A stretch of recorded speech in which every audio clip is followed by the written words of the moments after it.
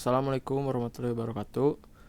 Perkenalkan, nama saya Janawela Fadilah dengan nomor induk mahasiswa 2213314046. Nah, dalam video kali ini saya akan menjelaskan tentang praktikum pengolahan sinyal komunikasi digital modul 7 tentang korelasi. Nah, pendahuluan. Pada modul terdahulu kita telah mengenai contoh operasi konvolusi yang diberikan oleh persamaan seperti ini, yang 1 dan 2. Oke. Operasi yang sangat mirip dengan operasi dasar adalah korelasi yang diberikan oleh persamaan 3. Tapi situasi jauh berbeda. Korelasi memberikan hubungan antara input, output, dan respon impuls dari suatu sistem. Oke, kita langsung lanjut aja ke langkah-langkah percobaan. Nah, misalkan sinyal yang ditransmisikan mempunyai pola HN 310,5. Setelah dipantulkan oleh benda padat, sinyal tersebut mengalami redaman sampai setengah amplitudo dan pergeseran sebanyak 25 pulsa. Buatlah program dan tampilkan sinyal yang diterima ini XN dengan menggunakan perintah subplot dan plot dan panjang pulsa 40. Oke. Pada program yang telah saya buat seperti begini. Ini sinyal yang ditransmisikan H sesuai soal 310,5. Redamannya itu setengah, pergeserannya 25, panjang pulsa 40. Ini ada fungsi untuk menghitung sinyal yang diterima. Udah gitu ada variabel X yang buat sinyal diterima. Jadi X itu sinyal diterima dari H ini, sinyal yang ditransmisikan sama redamannya besar 0,5, pergeserannya 25 dan panjang pulsanya 40.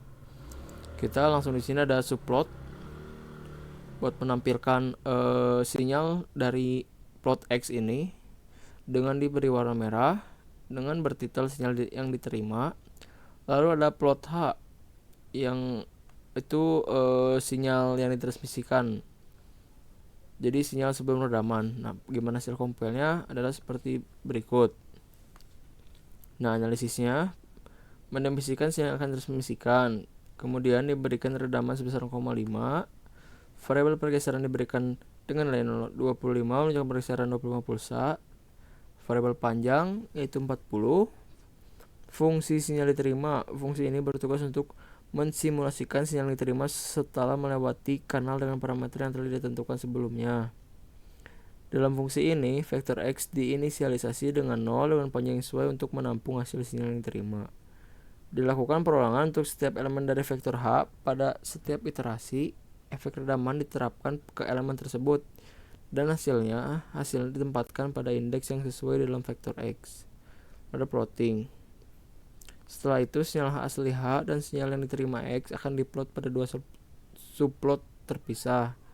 Subplot pertama, sinyal asli H akan ditampilkan yang warna biru. Yang ini tuh sinyal yang transmisikan yang warna biru. Dan ada sinyal warna merah dengan sinyal X yang telah diterima. Di sini tuh mulainya dari angka 25 ya. Si pergeserannya itu, si puncaknya juga. Lalu lanjut ke nomor 2. Lalu buatlah program yang dapat menghasilkan sinyal di RAW dengan amplitudo kurang lebih 0,8. Gunakan perintah rand atau random. Tampilkan sinyal ini beserta sinyal yang di atas pada grafik yang terpisah. Gunakan perintah subplot dan plot. Oke, yang nomor 2 ini adalah programnya. Lalu ada hasil compile-nya seperti ini. Nah, kita bakal analisis. Nah, jadi H ini, variabel H itu merupakan respon impuls dari kanal atau filter yang digunakan dalam sistem komunikasi. Ini variabel H. Lalu redaman merupakan faktor redaman yang digunakan untuk menghitung redaman saat sinyal ditransmisikan dengan redaman sebesar tadi kan 0,5. Pergeseran ini hampir kayak yang nomor 1 ya. Pergeserannya 25, panjang pulsa 40. Nah, ini yang di RAW-nya. Fungsi ini mengimplementasikan proses untuk menghasilkan sinyal yang diterima tanpa adanya di RAW atau noise. Jadi ada yang tanpa di RAW sama ada yang di RAW. Ini menggunakan variabel H dan parameter lain seperti redaman, pergeseran, dan panjang pulsa. Fungsi sinyal diterima dengan di RAW. Nah, Fungsi ini mirip dengan sinyal diterima tanpa dirau, tetapi dengan tambahan dirau atau noise yang ditambahkan ke sinyal yang diterima. Jadi dalam variabel yang ini fungsi sinyal dengan dirau yang D ini tuh ada tambahannya berupa noise. Dirau diambil dari input dirau yang dihasilkan secara acak sebelumnya karena adanya fungsi random, yang berarti random dengan amplitude sebesar kurang lebih 0,8. Lalu ada pemanggilan fungsi. Variabel X berisi sinyal diterima tanpa dirau, variabel D berisi sinyal diterima dengan dirau. Sinyal ini kemudian diplot menggunakan subplot. Oke. Program menggunakan subplot untuk menampilkan 3 plot dalam satu jendela gambar. Plot pertama menunjukkan respon impuls H sebagai sinyal sebelum redaman. Nah, ini adalah sinyal H ya, sinyal sebelum redaman. Ini sinyal yang ditransmisikan tuh berupa begini. Lalu plot kedua menampilkan sinyal yang diterima tanpa dirau yang warna ungu. Ini tuh yang tadi kayak nomor 1, ini belum ada diraunya. Dan yang ketiga ini adalah sinyal yang diterima dengan dirau. Jadi bedanya di sini tuh agak lebih kasar yang dengan dirau karena adanya noise. Oke, kita lanjut ke nomor 3. Tambahkan kedua sinyal ini, D dirau tadi sama yang sinyal yang diterima tanpa dirau, untuk mendapatkan sinyal YN. Tampilkanlah berpasangan dengan XN, gunakan perintah subplot dan plot. Oke. Jadi di nomor 3 ini kita tinggal menambahkan antara sinyal yang diterima dengan dirau dan diterima tanpa dirau dengan disimpan dalam variabel YN. Ini ada penambahan antara sinyal tanpa dirau plus sinyal dengan dirau, yaitu YN sama dengan D tambah X. Kita lihat hasil programnya. Ini adalah sinyal dengan dirau yang warna merah, dan yang warna ungu adalah sinyal tanpa dirau. Dan hasilnya ini berbentuk seperti berikut ini. Ya, ini masih sedikit ada dirau ya. Analisisnya, setelah mendapatkan sinyal XN, ada sinyal yang diterima tanpa adanya dirau dan sinyal DN yang merupakan sinyal yang diterima dengan dirau. Lalu sinyal tersebut dijumlahkan dengan fungsi D tambah X yang disimpan dalam variabel YN.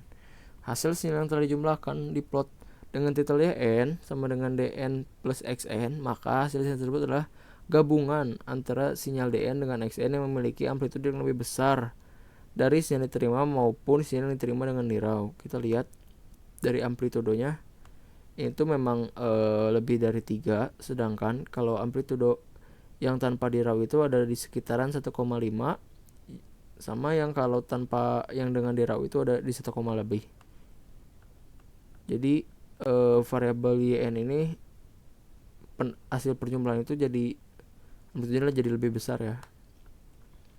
Oke, lanjut ke nomor 4. Sekarang lakukan proses konvolusi H-N pada YN. Sinyalnya kita sebut ZN, tampilkan hasilnya. Perhatikan posisi puncak pada ZN, bandingkan dengan posisi puncak XN. Tampilkan kedua sinyal ini secara serempak. Apakah terletak pada posisi yang sama? Kalau tidak, jelaskan penyebabnya. Oke, ini adalah program yang dilakukan, yaitu tinggal menambahkan hasil konvolusi antara variabel H dan YN yang disimpan pada variabel ZN. ZN sama dengan konvolusi H sama YN. Lalu kita lihat hasil programnya. Di sini yang merah itu adalah sinyal dengan dirau. Karena ini min H, jadinya kebalik, jadinya gak kayak tadi yang ini. Nih gak kayak gini karena ini di inverse ya, karena di sini tuh mintanya bukan HN tapi H min N. Makanya ini rada kebalik. Ini adalah bentuk sinyal dengan dirau. Ini adalah sinyal yang ditransmisikan. Lalu ini ada sinyal hasil yang penyublahan antara dirau dengan tanpa dirau. Dan ini adalah hasil sinyal ZN yang hasil konvolusi antara H-N dengan YN. Nah, setelah mendapatkan sinyal YN yang merupakan penyumbulahan antara sinyal DN dengan XN, lalu sinyal YN dikonvolusikan dengan sinyal HN yang sudah di reverse menjadi H-N disimpan dalam variabel ZN. Posisi puncak pada Zn berada pada titik 30 dan mengalami pergeseran sebesar 2 pulsa yang sebelumnya berada di titik 28. Pergeseran terjadi akibatnya dari proses konvolusi yang secara intrinsik menggabungkan sinyal input dengan respons sinyal pada Hn yang dibalik menjadi H-N sehingga menyebabkan pergeseran relatif terhadap sinyal input. Nah, kesimpulan dari hasil praktikum yang telah dilakukan pada minggu ke-6 kali ini dengan menggunakan software GNU Octave dapat disimpulkan bahwa sinyal yang ditransmisikan adalah sinyal HN yaitu 31,0,5 dengan pergeseran sinyal bernilai 25, panjang sinyal 40 dan redaman sebesar 0,5 amplitudo.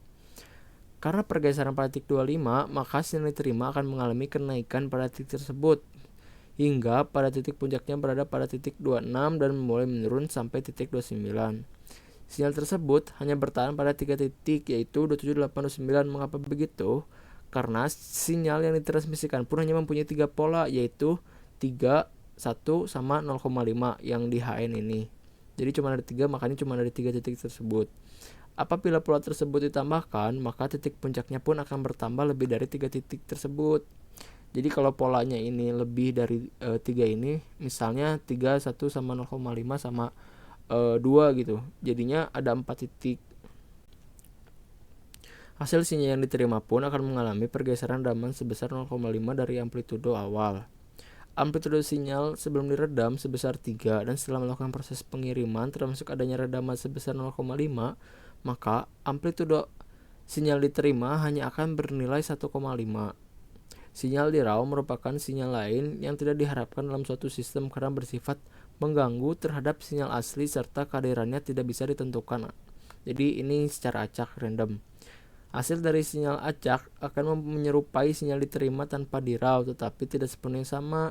Sinyal yang diterima dengan di raw memiliki amplitudo yang lebih besar.